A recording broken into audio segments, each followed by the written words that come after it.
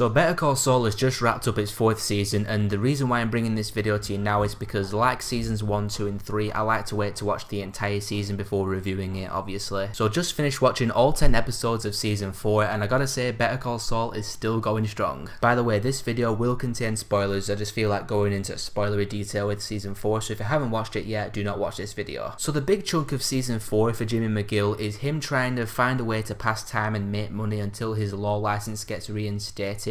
And he's getting a job at a cell phone store, and he starts doing some other things. And this is what I love watching about Better Call Saul, is Jimmy McGill doing his little shady little dealings and goings on, trying to make money. Like at first when he was in that cell phone shop, I was thinking to myself, why is this not clicking with me as well as like season 1 and 2? Because I remember back in seasons 1 and 2, I really enjoyed watching Jimmy McGill do his thing, but whilst he was a lawyer and winning his cases. That wasn't happening in season 4 or the second half of season 3.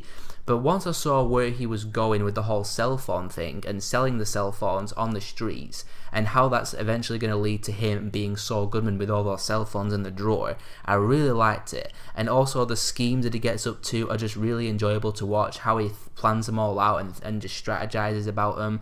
And with Kim getting in on the action later on as well, and wanting to do more of those scams and, you know, doing things the Saul Goodman way, so to speak, and her becoming kind of his partner in crime, that was really entertaining to watch as well. I just love seeing Kim getting really into that Saul Goodman kind of schemery. And by the end of season 4, you finally feel like he's getting to the point where he is more or less Saul Goodman now. Not just because he turns around and snaps to Kim, Saul Goodman. You really feel like with the development he has in season 4, with all of his schemes and all of his trickery and, you know, feigning that emotional side of him to get his license back, that he truly has nailed down all those points to become Saul Goodman officially now, which is why I'm very excited for season 5 to see Saul Goodman take full form. Maybe we get to see him buy the Saul Goodman office and do all the Saul Goodman-y things that we love about Breaking Bad.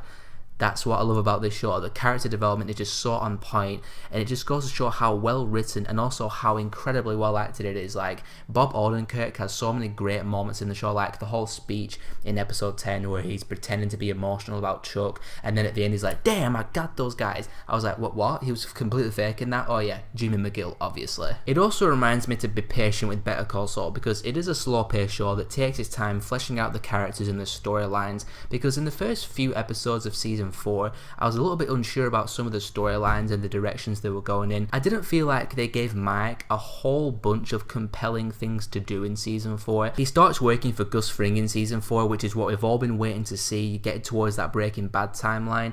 And the big chunk of season 4 is him overseeing these German labourers who are actually building the super lab, which will be the lab that Walter White and Jesse Pinkman eventually started cooking in, which that was cool to see. And he's watching over the German guys, and there's that one main German guy. He starts getting a little bit attached to him, like not attached, but he starts like seeing him and sympathising for him and caring about him and his problems because he wants to see his wife. And that leads to the whole shebackle towards the end of season 4 where he breaks out and he's trying to visit his wife. And the way that storyline ends, by the way, in episode 10, where Mike and Werner, they're in the desert and Mike's talking and Werner knows what's going to happen and Mike has to kill him basically, that was surprisingly emotional. And I say that surprisingly because I wasn't all that invested in that side of Better Call Saul through season 4, because there just wasn't a lot of real meat to that storyline, I didn't think. I also liked what they briefly gave Nacho to do in season 4, because in the first couple of episodes, Gus Fring confronts him because Gus knows that Nacho tried to kill Hector Salamanca, so he pretty much forces Nacho to answer to Gus while he's still working for the Salamancas.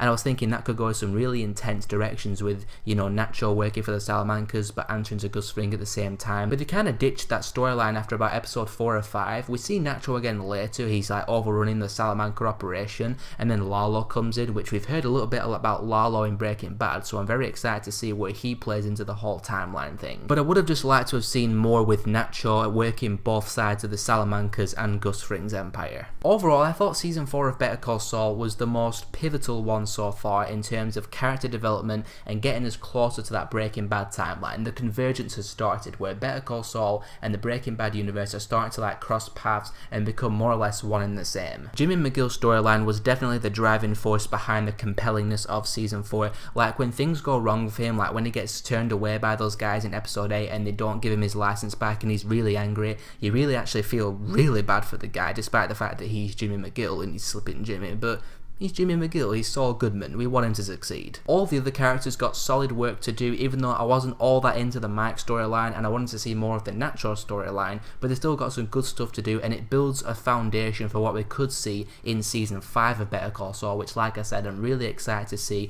that convergence between Better Call Saul and Breaking Bad continue, with the characters developing to that part where we know them to be in Breaking Bad. And the production quality of the show remains completely top notch. The directing, the cinematography, the camera work, it's just out of this world good. I'm gonna give Better Call Saul season 4 a 4 out of 5. So guys, tell me in the comments below what you thought of Better Call Saul season 4, and if you want to see more of my stuff, click on one of these in a second, and I'll see you all next time.